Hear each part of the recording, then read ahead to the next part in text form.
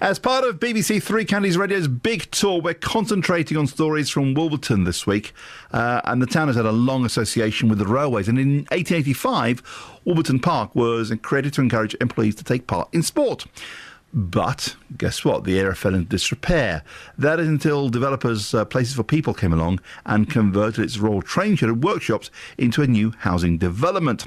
Our Milton Keynes reporter Craig Lewis asked Places for People's director Mary Parsons what makes Wolverton Park so unique. I think as you look around the place and you see there isn't another development anything like Wolverton Park. It's got such a fantastic history and heritage, not just in the town of Wolverton, but for Milton Keynes as a whole. And it's the sort of combination of the old and the new coming together and really working in a place. Talk us through some of the features that are found here. The train shed is obviously the main one, but there's also the reading room here and the old grandstand as well. Yeah, I think one thing we discovered very quickly, there's sort of layers of Wolverton's history in this site, right from it being one of the first, if not the first, railway town in the country, to having the very special royal connection with the royal train sheds, where Queen Victoria's train used to stop over, having her personal reading rooms. And all of these were forgotten, after the works closed down. That very special part of the town's history had just sort of faded away, and it's been fantastic being able to help bring it back to life. As you walk around the site, there's everything from the original works where we've retained a lot of the sort of industrial features, but I think really it is the reading rooms and the royal train sheds are special, not just for the history but for the structure.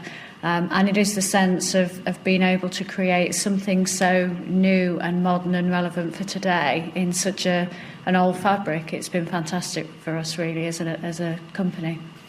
For people who've not been to Wolverton Park before, explain what it's like for residents here. I think one of the things that strikes you, we're right on the edge of the town. We're almost tucked away. It's like a little oasis, really. There's a sort of narrow entrance into the site, and then it opens up into the green.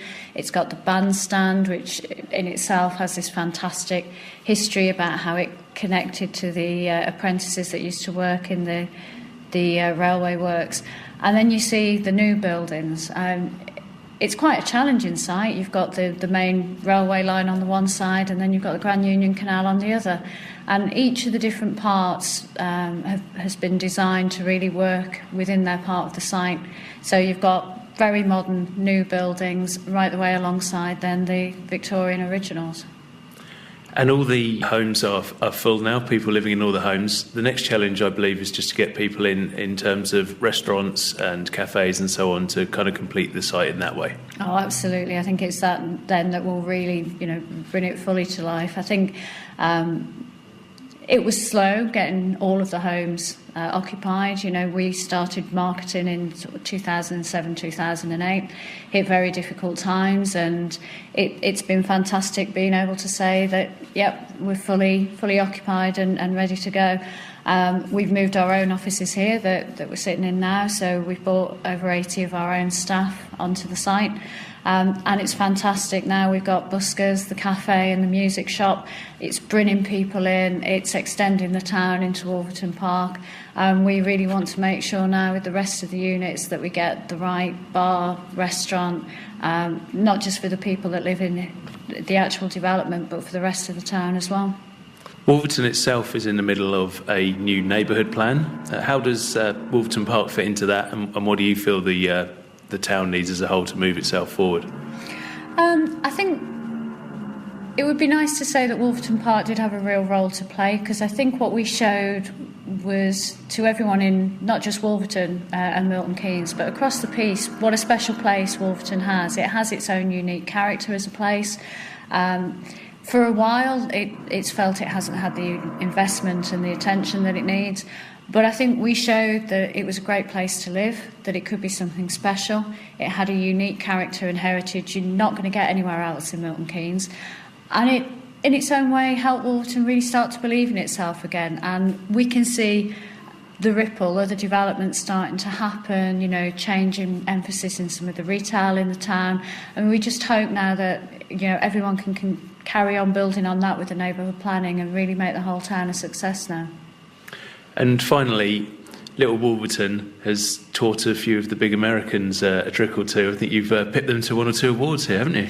Yeah, I mean, it's been fantastic for Places for People that we have won a lot of awards for this development just because it is so unique. But I think the real icing on the cake was not just a Best in Britain, but a Global Excellence Award from an organisation called the Urban Land Institute. And we were up against, big American developments and huge shopping malls from the Far East. And we took Wolverton's flag over to the States and planted it and came back as a world champion. And that was a fantastic boost for us and the town. Places for People's Director Mary Parsons talking to our Milton Keynes reporter Craig Lowe.